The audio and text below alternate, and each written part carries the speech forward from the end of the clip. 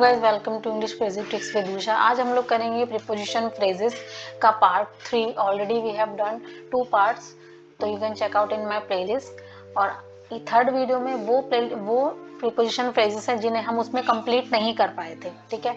जैसे कि इन quest of, किसी चीज़ की खोज में, इन द स्पॉटलाइट, सुर्खियों में होना। अच्छा, ये केवल मैं आपको वर्ड्स नहीं बता रही, इनको हम वीडियो जब आगे बढ़ेगी तो इसमें आपको इनके सेंटेंसेस भी दिखेंगे इंग्लिश प्लस उनकी हिंदी ट्रांसफॉर्मेशन के साथ, ठीक है। तो देखते हैं। इन ब्रॉड डे, दिन दहाड़े, इन द होप ऑफ, किसी चीज की आशा में, इन डिटेल, किसी चीज के विस्तार में, इन अ हरी, जल्दी में, इन अ टेम्पर, गुस्से में होना, इन अ इंस्टेंट, किसी एक क्षण में होना, इन विसिनिटी, किसी चीज के आसपास, इन एडिशन टू, निम्न के अलावा, यानी कि कोई लिस्ट है उसके अलावा, इन केस ऑफ, किसी चीज के मामले में, टूवर्ड्स, किसी चीज की तरफ, इन सेशन, किसी सत्र में, इन द नो, जानकारी, इन ऑन बिहाफ ऑफ, किसी चीज की ओर, in the maintenance, in the meantime, किसी चीज के दौरान, इन इफेक्ट, लागू होना, इन हार्मनी, एकता के साथ, इन ड्यू कोर्स, सही समय पर। और ये भी पूरी नहीं है, और भी है, ठीक है। आपको इसी स्लाइड पे मैं आपको सारी लिस्ट नहीं दे सकती थी, काफी छोटा हो जाता है, ठीक है। तो देखते हैं, आगे बढ़ते हैं अपने वीडियो में। अब यहाँ पर आपको हर प्रीपोजिशन, हर फ्रेज की पोजीशन के साथ आपको उसका हिंदी और इंग्लिश ट्रांसफॉर्मेशन दिखेगा सेंटेंस में, ठीक है। देखिए, पहला होता है इन क्वेस्ट ऑफ। इसका मतलब है किसी चीज की खोज में। मैं एक अच्छी किताब की खोज में आया हूँ, तो आई हैव कम हेयर, आया हूँ, I have come here in quest of a good book, ठीक है। आशा में, इन द होप ऑफ, ठीक है। He has come there to meet me in the hope of good job, यानी कि वह एक अच्छी नौकरी की आशा में मुझसे यहाँ मिलने आया। विस्तार में का मतलब होता है इन डिटेल, जैसे कि जो भी कुछ तुम्हें बताना चाहते हो विस्तार में बताओ। Whatever you want to tell, say in detail. Next है जल्दी में, इन अ हरी, मैं यहाँ नहीं रुक सकता, मैं जल्दी में हूँ। I can't stay here, I am in a hurry. गुस्से में होना, इन अ टेम्पर, उससे इस बारे में बात मत करो, वह गुस्से में है। Don't talk her about it, she is in temper. एक ही क्षण में, यानी कि इन एन इंस्टेंट। इसका मतलब होता है, अब इसको सेंटेंस में देखते हैं। मुझे नहीं पता था कि एक ही क्षण में सब कुछ तबाह हो जाएगा, तो I don't know everything would be destroyed, यानी कि खत्म होने के लिए, destroyed in an instant. Next देखते हैं इन हार्मनी। इन हार्मनी का मतलब होता है किसी एकता में, या एक साथ करना कोई चीज, ठीक है, एक तरह से। गाना बजाने वाले ने इवेंट में एक सुर में गाया, जिससे एक सुंदर ध्वनि पैदा हुई, यानी कि गाना बजाने वाले, द च्योर, यहाँ पर आप लगा सकते हो आर्टिस्ट या singers. The singer सैंग in harmony create a beautiful sound in the event. उन्होंने क्या बनाया, एक ब्यूटीफुल साउंड बनाया और एक साथ क्या गाया, एकता के साथ। मतलब एक होता है ना, एक ताल पकड़ के गाना, एक लय में गाना, इधर उधर कोई पहले गा रहा है बाद में गा रहा है, नहीं, अभी एक साथ गाना। नेक्स्ट है in due course. In due course का मतलब होता है कोई चीज सही या एक्सपेक्टेड समय पर होना, मतलब जो उसका टाइम होना चाहिए वही होना। जैसे कि आपकी रिक्वेस्ट पर सही समय पर कार्रवाई की जाएगी, तो your request will be processed in due course. Due course का मतलब है सही, जो समय होना चाहिए उसकी आगे बढ़ने का, उस पर की जाएगी। इन शॉर्ट सप्लाई का मतलब है जरूरत भर के लिए ना होना या कोई भी चीज कम होना, यानी कि ज्यादा मांग की वजह से प्रोडक्ट की सप्लाई कम है, तो due to the high demand the product is in short supply, यानी कि उसकी जो जितनी जरूरत होनी चाहिए उतनी नहीं है, वो कम है। In the nick of time का मतलब होता है सही समय पर, या बोल सकते हैं आखिरी पलों में, किसी भी चीज के एंड पॉइंट में, कोई चीज होना, उसकी जान बचाने के लिए समय पर एम्बुलेंस पहुंच गई, यानी कि आखिरी पल में एम्बुलेंस पहुंच गई। तो the ambulance arrived in the nick of time, in the nick of time to save his life, यानी कि in the nick of time, यानी कि अंतिम क्षणों में एम्बुलेंस पहुंच गई। चलिए नेक्स्ट देखते हैं on account of. On account of का मतलब होता है किसी चीज की वजह से, किसी चीज के कारण हमारी टीम खराब गेंदबाजी के कारण मैच हार गई, तो our team has lost the match on account of, किस चीज के कारण, poor bowling. In addition to, निम्न के अलावा, यानी कि कोई लिस्ट है, उसके अलावा, ठीक है। जैसे कि अपने बायोडाटा के अलावा आपको इस नौकरी के योग्य होने के लिए अपने दस्तावेज भी जमा करने होंगे, यानी कि बायोडाटा तो देना ही है, ये तो देना ही है, उसके अलावा भी। तो in addition to your resume, यानी कि अपने रिज्यूम के अलावा यू आर ऑल्सो रिक्वायर्ड मतलब जरूरत है, required to submit your documents to qualify this job. In case of का मतलब होता है किसी चीज के मामले में चोरों के बैंक लूटने की स्थिति में सुरक्षा अलार्म बजाए जाएंगे, यानी कि उस चीज के मामले में ये होगा। तो security alarm will ring in case thieves rob the bank. Rob का मतलब होता है कोई चीज लूटना। नेक्स्ट होता है इन अकॉर्डेंस विद या अकॉर्डिंग टू। इसका मतलब होता है किसी चीज के अनुसार। आपको इस प्रोजेक्ट पर कंपनी के नियमों और नियति के अनुसार काम करना होगा। तो यहाँ पर हो जाएगा you have to work on this project in accordance with, यानी कि किस चीज के अनुसार, rules and policies of the company. Towards का मतलब होता है किसी चीज की तरफ। अनुज अपनी माँ के प्रति रवैया ठीक नहीं, यानी कि अनुज का अपनी माँ के प्रति, माँ की तरफ रवैया ठीक नहीं है। तो Anuj attitude towards her mom is not right. Next है इन इफेक्ट का मतलब होता है कोई चीज लागू होना, ठीक है, कोई चीज किसी पर अप्लाई होना। जैसे कि नई पॉलिसी अगले महीने से लागू होगी। The new policy will go into effect next month, ठीक है। तो new policy will go into the effect next month. In the mean time इसका मतलब होता है बीच के समय में या किसी चीज के दौरान मरम्मत में कुछ दिन लगेंगे, इस बीच हमें एक टेम्पररी समाधान का इस्तेमाल करना होगा। तो the repair will take few days, यानी कि कुछ दिन लगेंगे। The repair will take few days. In mean time इस दौरान we will have to use a temporary solution.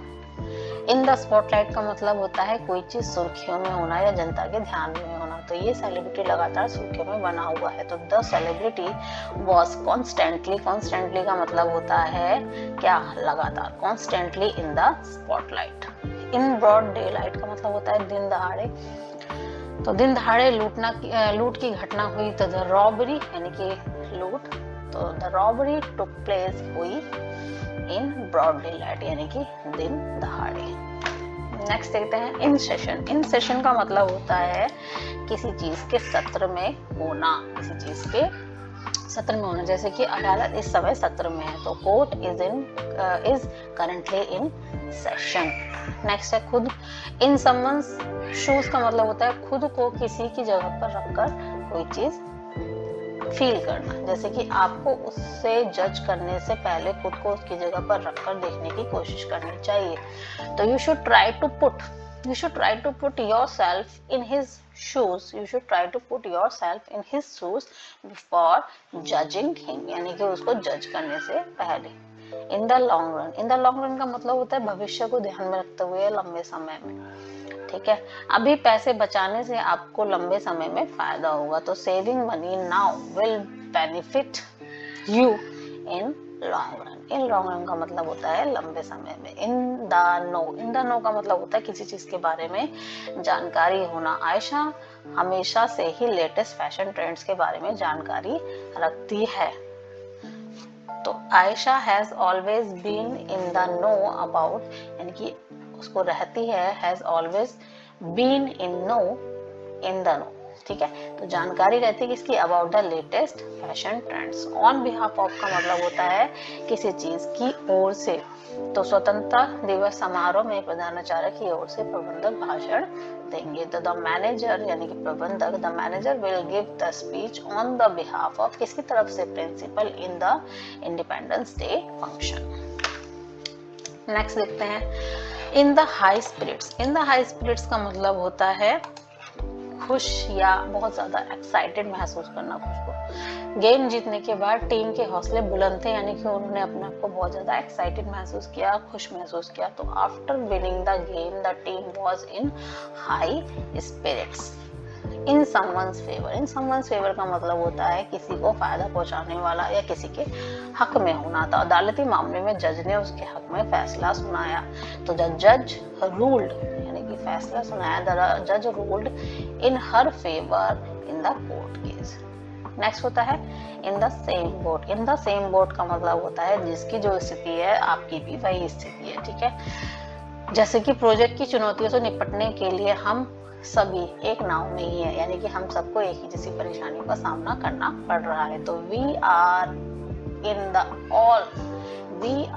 In the same boat, we are all in the same boat dealing with the challenges, deal करना challenges को projects में जो आ रहे हैं of the projects. Deep water का मतलब होता है किसी कठिन या चुनौती भरी स्थिति में फंस जाना, in the deep water. Financial परेशानियों की वजह से कंपनी गहरे संकट में फंस गई है। तो कंपनी फाउंड इटसेल्फ, कंपनी मतलब पाती है खुद को itself in a deep water due to the financial troubles. ठीक है, नेक्स्ट देते हैं इन टोटल। इन टोटल का मतलब होता है कुल मिलाकर। ठीक है, कुल मिलाकर, जैसे कि कुल मिलाकर मैं आपसे एग्री नहीं हूँ, मैं आपसे सहमत नहीं हूँ, तो I am not agree with you in total. ठीक है, या I am in total not agree with you. तो आप इस टाइप से सेंटेंस को बना सकते हैं। तो देखो, कुल मिलाकर प्रोजेक्ट कोस्ट एक्सपेक्टेशन से कहीं ज्यादा है, इनकी प्रोजेक्ट की जो कोस्ट आ रही है उसकी जो उम्मीद है उससे कहीं ज्यादा है। तो the project cost in total was much higher than expected. तो प्रोजेक्ट कोस्ट इन टोटल यानी कि कुल मिलाकर थी बहुत ज्यादा, मच हायर देन एक्सपेक्टेड, जितना एक्सपेक्ट किया था उससे ज्यादा। नेक्स्ट है in the vicinity. In the vicinity का मतलब होता है किसी चीज के आसपास, इर्द गिर्द। रेलवे स्टेशन के आसपास एक कैफे है, तो there is a cafe in the vicinity of train station. In higher gear का मतलब होता है पूरी ताकत झोंक देना किसी चीज में। तो डेडलाइन को पूरा करने के लिए टीम ने पूरी ताकत झोंक दी। The team kicked into high gear. ठीक है, उन्होंने क्या कर दी, पूरी ताकत झोंक दी। द टीम kicked into high gear to meet the deadline, यानी कि डेडलाइन को पूरा करने के लिए। नेक्स्ट है in good faith. In good faith का मतलब होता है ईमानदारी के साथ वास्तव में कोई चीज करना। तो आकाश ने ईमानदारी के साथ समझौता किया। तो आकाश एंटर्ड इनटू हम लगाते हैं, एक होता है एंटर, एक होता है किसी रूम में एंटर कर जाना, तो वो होता है एंटर रूम। और एक होता है किसी जब एग्रीमेंट में हम एंटर करते हैं, यानी कि एग्रीमेंट जब कोई साइन करते हैं, कोई प्रपोजल साइन करते हैं, तो उसमें लगाते हैं हम एंटर्ड इनटू। तो the Akash entered into the agreement in good faith, यानी कि गुड फेथ का मतलब है वो क्या, उसमें गया ऑनेस्टी के साथ। ठीक है, तो यानी कि ईमानदारी के साथ इन गुड फेथ। नेक्स्ट है इन वंस एलिमेंट। इन वंस एलिमेंट का मतलब होता है किसी रंग में होना या ऐसी स्थिति में होना या ऐसे एनवायरनमेंट में होना जिसमें आप कंफर्टेबल हो। ठीक है, यानी कि आप अपने किस में हो, एक अपने कंफर्ट जोन में जब आप कोई काम करते हैं तो वो होता है इन वंस एलिमेंट। मंच पर कलाकार अपने रंग में थे, यानी कि अपने फॉर्म में थे, जो उनका तरीका है उसमें थे। ठीक है, तो the performer was in her element on the stage, यानी कि वो अपने जो उसका कंफर्ट जोन है उसमें वो था। नेक्स्ट है इन जियोपार्डी या इन डेंजर। इन जियोपार्डी या इन डेंजर का मतलब होता है कोई खतरे में होना। कंपनी की फाइनेंशियल स्टेबिलिटी खतरे में है, यानी कि जो उनकी आर्थिक स्थिरता है वो खतरे में है। तो the companies financial stability is in jeopardy या इज इन डेंजर। ठीक है, नेक्स्ट है in full view. In full view का मतलब होता है साफ साफ दिखाना। तो द स्टैचू विजिटर को साफ साफ दिख रहा था। ठीक है, तो जो स्टैचू विजिटर को साफ साफ दिख रहा था। तो the statue stood in full view of the visitor, यानी कि कोई जो स्टैचू था वो विजिटर्स को खड़ा था ऐसा फुल व्यू में, ये वो सबको साफ साफ दिख रहा था। जैसे कि मैं कुछ साफ साफ नहीं देख पा रहा, तो I am not able to see this in full view। तो साफ साफ नहीं देखना मतलब क्लियरिटी ना होना। इन नो टाइम का मतलब होता है बहुत जल्दी या कुछ ही देर में। आयशा ने कुछ ही देर में टास्क को खत्म कर दिया था। Ayesha finish the task in no no time. In no time का मतलब होता है क्विकली। नेक्स्ट होता है इनइक्वल मेजर। इनइक्वल मेजर का मतलब होता है कोई भी चीज बराबर से है या समान तरीके से है। जैसे कि उन्होंने काम को बराबर तरीके से शेयर किया, तो they share the workload. They share the workload in equal measure. Equal measure का मतलब होता है समान तरीके से, बराबर बराबर। इन द डार्क मतलब होता है किसी चीज से अनजान या किसी चीज को अंधेरे में रखना। उन्होंने सरप्राइज पार्टी के बारे में उसे अंधेरे में रखा, तो दे कैप्ट हर रखा। दे कैप्ट हर इन डार्क। इन डार्क मतलब अंधेरे में रखा, बताया नहीं, about the surprise party. In question का मतलब होता है सवालों के घेरे में होना, शक के दायरे में होना। गवाह की गवाही की सटीकता सवालों के घेरे में थी, यानी कि गवाह ने जो गवाही दी उसकी जो एक्यूरेसी है, जो सटीकता थी, वो थोड़ी सी अभी क्वेश्चन डाउटेबल है। तो the accuracy of the witness. Witness का मतलब होता है गवाह। The accuracy of witness testimony. Testimony यानी कि जो हम मौखिक रूप से जो भी हमारे एविडेंस होते हैं, यानी कि कोई जो गवाह देता है वो होता है मौखिक एविडेंस, तो उसको बोलते हैं टेस्टिमनी। तो accuracy of witness testimony is in question. ठीक है, देखो दो टाइप के होते हैं एविडेंस, एक होता है मौखिक और एक होता है लिखित। लिखित तो वो होता है कि जो पेपर पर होता है, साइंड होता है, और मौखिक वो होता है जब कोई अपने मुंह से कहकर बताए उसको, ओरल, तो उसको बोलते हैं टेस्टिमनी। नेक्स्ट होता है in bad shape. In bad shape का मतलब होता है खराब या बिगड़ती हालत में। पुराना घर खराब हालत में था, उसे बहुत ज्यादा मरम्मत की जरूरत थी। तो the old house was in bad shape. Bad से मतलब कि उसकी हालत बेकार थी, and needed extensive repair. Extensive का मतलब होता है बहुत ज्यादा उसको चाहिए मरम्मत। नेक्स्ट होता है इन टेंडम। इन टेंडम का मतलब होता है जी एक साथ मिलकर या कोऑर्डिनेशन के साथ काम करना, हाथ से हाथ मिलाकर काम करना। तो प्रोजेक्ट को पूरा करने के लिए दोनों डिपार्टमेंट को ने मिलकर काम किया। तो the two department worked in tandem. In tandem मतलब कि मिलजुल के साथ to complete the project. In full control, पूरा अधिकार होना, पूरा कंट्रोल होना। विमान पर पूरा कंट्रोल पायलट के पास था। The pilot remained in full control of the aircraft. In broad terms, इसका मतलब होता है सामान्य या जनरल तरीके से कोई चीज होना। स्पीकर ने इस कॉन्सेप्ट को जनरल शब्दों में समझाया, तो यानी कि ब्रॉड टर्म में समझाया। तो the speaker explain the concept in broad term. In the foreseeable future, इसका मतलब होता है निकट भविष्य में, आने वाले समय में इस मुद्दे को सुलझने की उम्मीद नहीं है। यानी कि this issue is not expected to be solve. उम्मीद नहीं है। This issue is not expected to be solve in foreseeable future, यानी कि आने वाले जो निकट भविष्य है उसमें।